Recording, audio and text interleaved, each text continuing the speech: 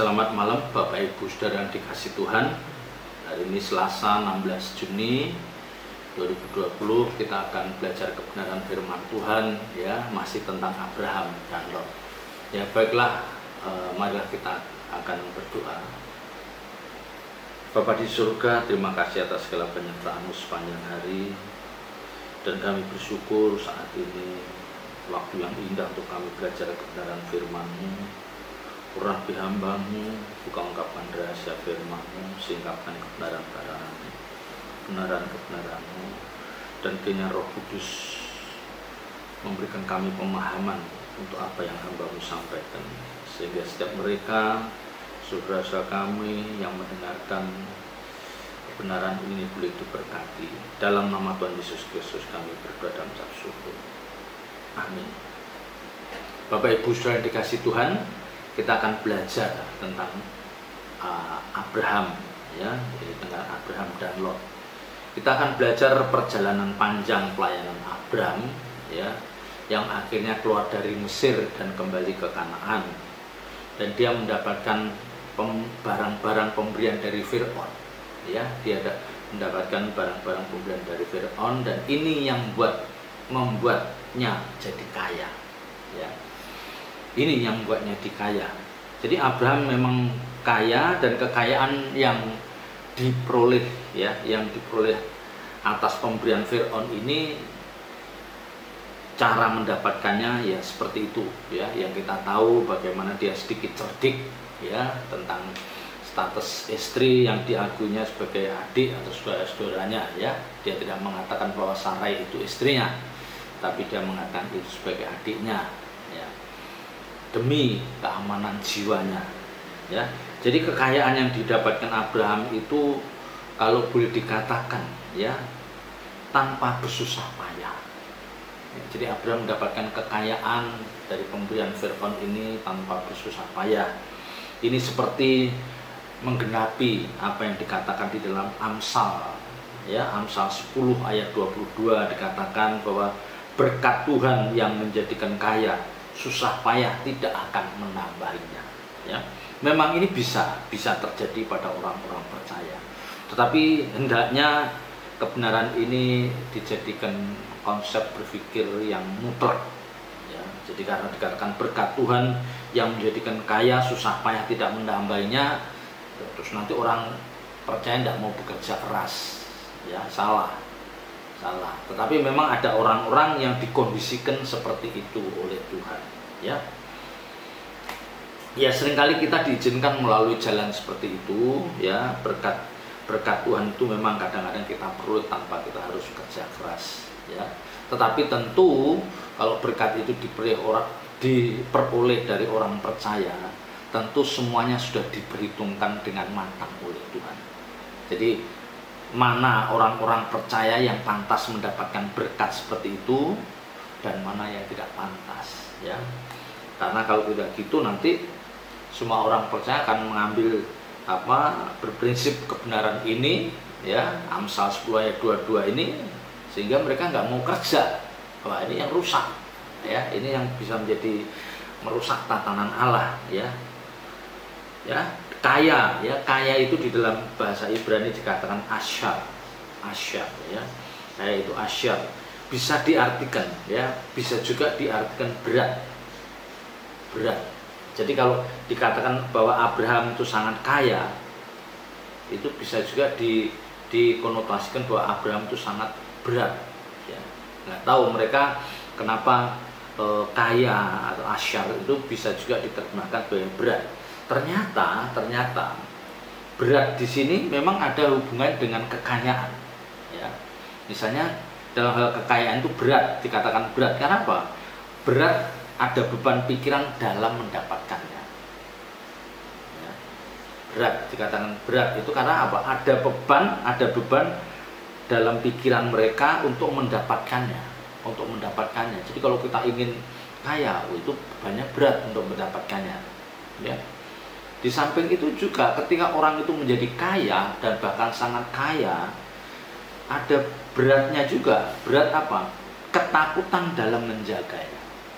Jadi orang-orang yang dikasih kekayaan yang berlimpah seringkali dia ketakutan, tidur pun tidak nyenyak, kurang tenang karena hartanya kaya di mana-mana. Ada ketakutan, ya. Dan juga ada godaan dalam memakainya. Ya. Jadi harta yang berlimpah jangan dipandang enteng, ya. Karena kalau harta itu di tangan orang yang salah, ya, harta itu di tangan orang yang salah, jadi dia sudah diberkati, tetapi berkat rohani tidak mengimbangi berkat jasmani, ini membahayakan, berat bagi orang itu. Karena apa? Berat dalam arti ada godaan dalam memakainya, ya. Juga kebersalahan dalam menyalahgunakannya, ya. Seringkali orang-orang kaya itu salah menyalahgunakan ini, ya, salah, tidak benar, ya. Dan yang seringkali menghinggapi orang-orang yang kaya, orang-orang yang sangat kaya, yaitu apa? Ada perasaan duka cita ketika kehilangan, ya. Ketika kehilangan, dia ada rasa duka cita atau ketakutan atau kecemasan, ya. Maka dikatakan kaya itu berat, itu beratnya dalam arti itu, waduh, berat gimana supaya tidak memiliki duka cita, ya. Dan yang paling membahayakan adalah berat di dalam mempertanggungjawabkan, ya. Jangan dikira orang-orang kaya nanti mereka tidak dituntut pertanggungjawab, pasti, ya, pasti, ya. Jadi segala berkat-berkat yang dipercayakan Tuhan kepada Bapak Ibu Saudara dan saya, baik itu yang cukup, ya, cukup untuk kita atau cukup banyak atau berlimpah atau sangat berlimpah, itu harus kita pertanggungjawabkan. Untuk apa berkat-berkat itu, ya. Jadi maka seringkali kekayaan yang dimiliki seseorang, ya, itu justru membuat dia menjadi berat. Artinya apa? Dia ada ikatan tentang kekayaan itu, ya. Maka di dalam Injil Lukas pasal 14 ayat 33, Injil Lukas pasal 14 ayat 33 dikatakan, tiap-tiap orang yang tidak melepaskan dirinya dari segala miliknya tidak dapat menjadi murid, ya. Melepaskan dirinya dari segala miliknya. Kalau misalnya orang itu harta miliknya nggak terlalu banyak, mudah melepaskan. Apalagi kalau hartanya pas-pasan, oh gampang. Tapi kalau orang itu hartanya berlimpah sampai ratusan miliar atau triliun, bagaimana dia bisa menggenapi ini? Melepaskan dirinya dari segala miliknya, ya. De facto memang dia memiliki barang itu secara real, itu miliknya. Tapi bagaimana supaya dia tidak merasa memiliki harta yang banyak itu? Nah, ini sulit. Jadi sekalipun hartanya banyak, bagaimana dia memiliki sikap hati bahwa seolah-olah dia tidak merasa memiliki barang itu, ya. Karena dia menganggap bahwa semuanya itu dari Tuhan. Semuanya itu dari Tuhan. Yang Ayub katakan, dengan telanjang aku datang, dengan telanjang aku pulang. Ya, Tuhan yang memberi, Tuhan yang mengambil, terpujilah Tuhan. Ya. Jadi makanya Bapak Ibu Saudara, orang-orang yang diberikan kesempatan mendapatkan kepercayaan memiliki harta yang banyak, itu tidak mudah, itu berat, ya, berat dalam menjaganya, dalam mempertanggungjawabnya, dalam menjaga sikap hatinya. Nah, ini yang paling penting, sikap hati, ya, ini yang paling penting.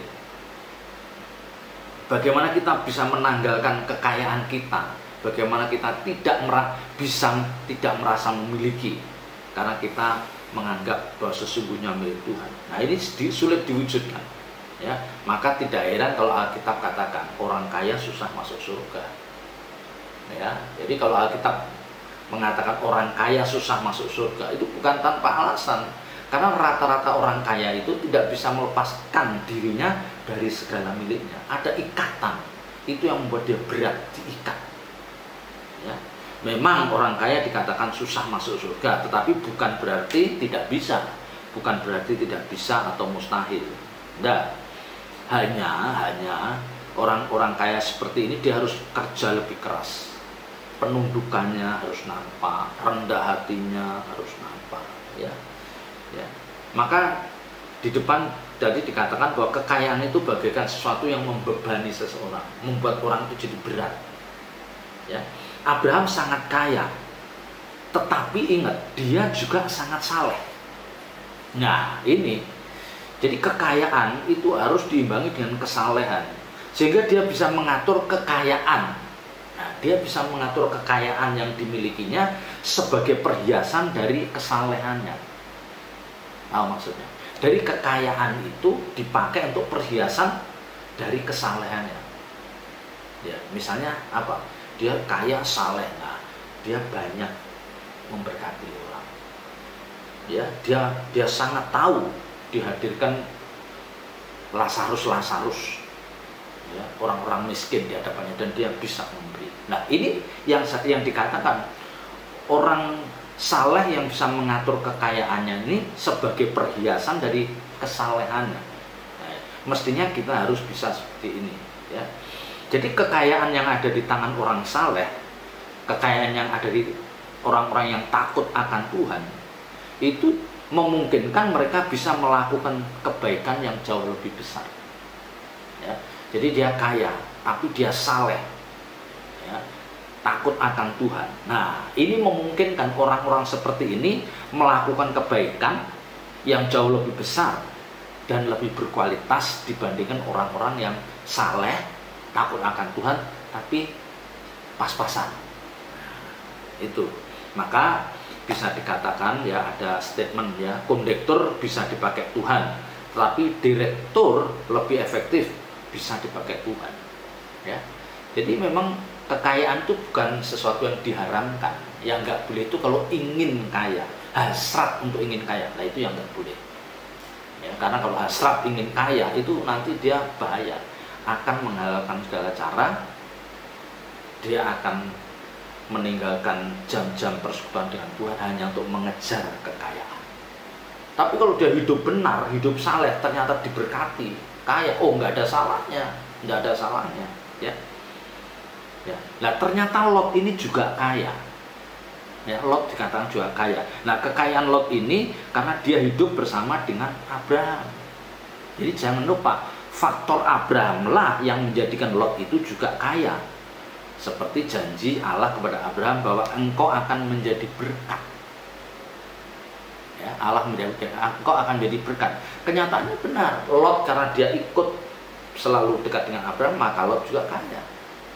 Ya, nah mestinya Bapak Ibu Saudara dan saya, orang-orang percaya, harus bisa menggenapi ini. Kita menjadi berkat bagi orang lain. Tentu tidak harus berupa kekayaan. Berkat itu bisa menjadi berupa kebenaran-kebenaran firman Tuhan yang kita miliki, kita transfer, kita impartasikan, ya, kepada orang-orang sekitar kita. Jadi kita pun jadi berkat, ya, berkat. Tapi kalau umat perjanjian baru jangan selalu konotasinya jasmani, kita pun jadi berkat, ya, ya. Tapi ternyata kekayaan inilah menjadi faktor pemicu perselisihan antara Abraham dan Lot. Ya, dikatakan, ya, Kejadian 13, ya. Ya, Kejadian 13 ayat 7 dan 9. Karena itu terjadilah perkelahian antara para gembala Abraham dan para gembala Lot. Waktu itu orang Kanaan dan orang Feris diam di negeri itu. Maka berkatalah Abraham kepada Lot, janganlah kiranya ada perkelahian antara aku dan engkau, dan antara gembalaku dan para gembalamu, sebab kita ini kerabat. Jadi ternyata seringkali kekayaan itu menjadi pintu masuk untuk perselisihan.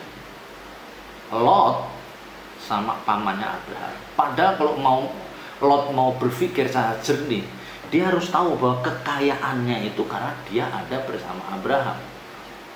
Ya. Nah ternyata kekayaan itu bisa menutup pengertian Lot tentang hal ini. Ya.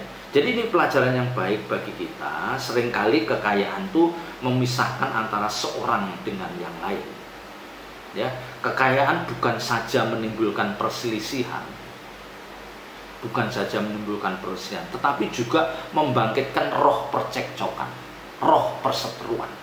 Nah, ini yang terjadi pada Abraham dan Lot, ya.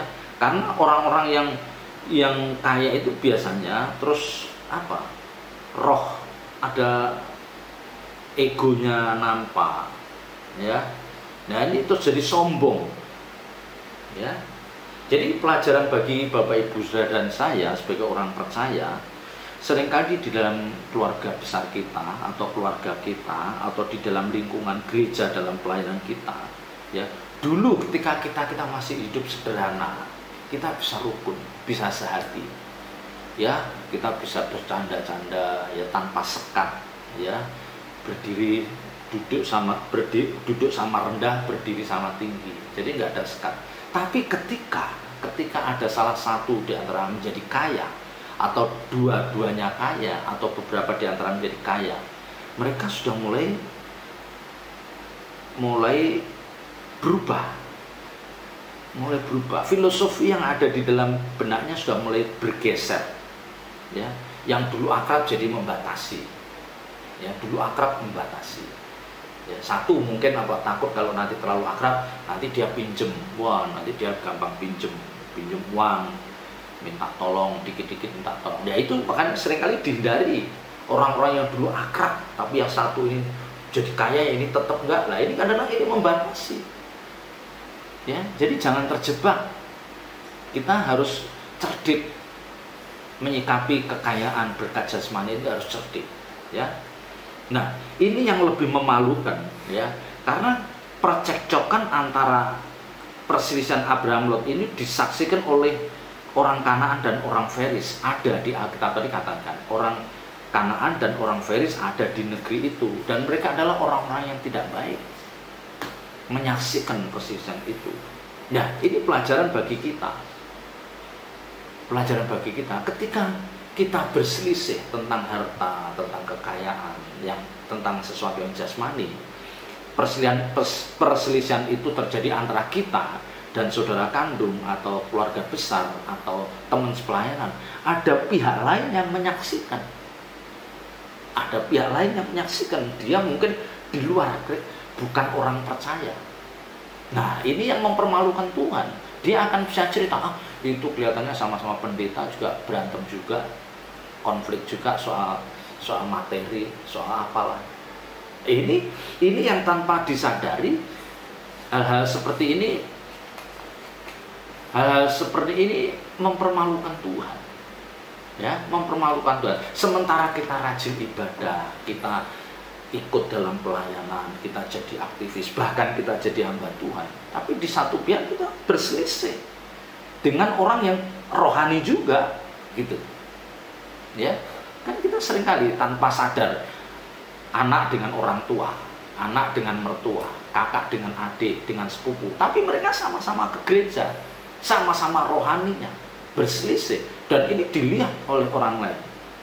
Ya, kalau di sini katakan orang Feris dan orang Kanaan menyaksikan, lah itu memalukan Tuhan, mempermalukan. Ya, bagaimana kita tidak menjadi batu sandungan buat orang percaya yang lain. Kalau ada orang yang baru Kristen, ya, dia baru Kristennya masih muda, terus lihat orang-orang Kristen yang berdewasa rohani, yang dianggap sudah pantas jadi mentor, tapi berselisih, dia terus, lah kok Kristen ternyata kayak gini, ini keluarga Kristen kok kayak gini. Ini yang harus kita hindari, ya. Ini yang harus kita hindari. Jadi masing-masing pihak harus menyadari dan memahami, ya. Kalau kita, bagaimana Bapak Ibu Saudara dan saya harus bersikap positif kalau melihat saudara kita lebih diberkati dari kita, ya, apakah itu saudara kandung, apakah itu ipar atau sepupu atau teman sepelayanan, atau itu teman di kantor. Kalau mereka diberkati, kita harus bersikap yang benar, ya. Mungkin harus berpikir yang positif. Mungkin, oh, dia memang profesional, dia memang pekerja keras, dia memang hemat, dia pintar memanage keuangan, ya. Jadi pantas dia diberkati, dia pantas dia lebih memiliki harta yang lebih banyak dari saya. Nah, ini yang positif. Jangan justru kita iri apa, jangan. Ya, jangan, enggak boleh. Ya, enggak boleh. Paling tidak kalau ada orang lain yang lebih diberkati dari kita, ya, siapapun mereka, paling tidak yang kita ikut senang, harus ikut bersukacita. Apalagi kalau itu saudara seiman. Ya, paling tidak apa? Mereka tidak akan merepotkan kita. Itu. Jadi paling tidak mereka itu tidak akan merepotkan kita. Yang kedua, mereka bisa dipakai Tuhan lebih dari kita, dan kita ikhlas. Mereka lebih dipakai Tuhan. Ya. Coba kalau kita bayangkan, kalau semua saudara kita nggak mampu, kan yang repot kita juga. Semuanya nggak ada yang mampu. Kan lebih baik kita senang kalau semua keluarga kita lebih kaya dari kita, kan tenang kita. Ya, bukan berarti kita mau minta tolong, oh tidak. Ya, tidak. Tetapi paling tidak kita tidak akan direpotin, dan mereka bisa ambil bagian dalam pekerjaan Tuhan, di mana pekerjaan Tuhan akan makin lebih efektif. Nah, dalam konteks Abraham dan Lot ini, ya, pelajaran yang baik adalah Lot ini orang yang tidak tahu diri. Ya, dia mestinya sadar bahwa kekayaan itu karena faktor omnya. Dia harus sadar bahwa kekayaan yang dimiliki karena faktor Abraham. Maka seharusnya dia itu lebih mengalah. Apalagi dia lebih muda. Ya. Ya, dan ini bisa terjadi di antara kita. Jadi kalau Bapak Ibu Saudara sekarang itu diberkati atau memiliki harta yang berlimpah, apa kecukupan, ya, kita harus memikirkan, mungkin ada orang lain yang berjasa, sehingga saya diberkati secara jasmani, saya diberkati secara rohani. Ya. Ini orang yang baik. Jadi dia ketika dia kaya, dia tidak merasa bahwa saya kaya karena diri saya sendiri. Oh, tidak mungkin, tidak ada. Pasti ada tangan yang tidak kelihatan yang menopang dia supaya jadi kaya. Paling tidak orang tuanya mendoakan, saudara-saudaranya memfasilitasi. Ya, jadi ini harus ada dalam diri Bapak Ibu Saudara dan saya. Ketika diberkati, kita harus ingat ada orang lain yang berjasa di balik berkat yang saya nikmati. Apakah itu berkat kekayaan, berkat karir. Nah, dan kita harus membalas budi. Jangan kita gemblelengan, ya, seolah-olah wah hebat karena dirinya sendiri. Enggak mungkin, pasti ada tangan yang tidak dia lihat. Ya, itu. Ya. Jadi ini yang mestinya dipahami orang, ya. Ya. Jadi persisnya Lot ini tidak sopan, ya, dia memilih sendiri. Mestinya dia mendahulukan Abraham. Oke, Om yang milih dulu. Ya, tapi dasar Lot memang tidak kurang hikmat, dan dia memilih pun apa yang dilihat dengan mata, sehingga ternyata tidak bagus pilihannya.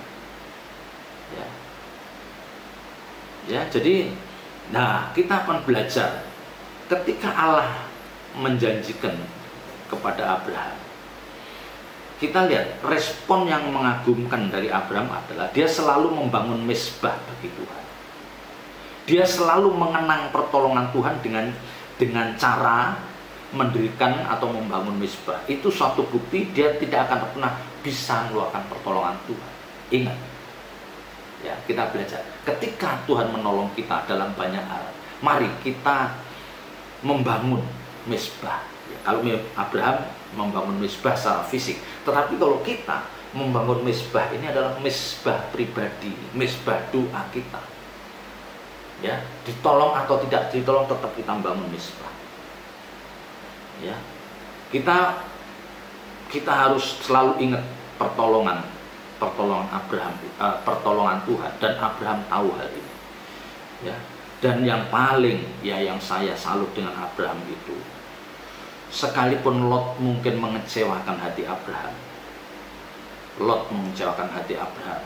ya, karena Lot tidak bisa mengatur gembala-gembalanya sehingga berselisih itu.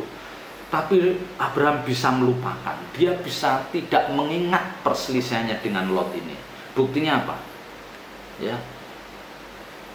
Buktinya apa? Dia membebaskan Lot dari tawanan Raja Kedorlaomer dan kawan-kawan.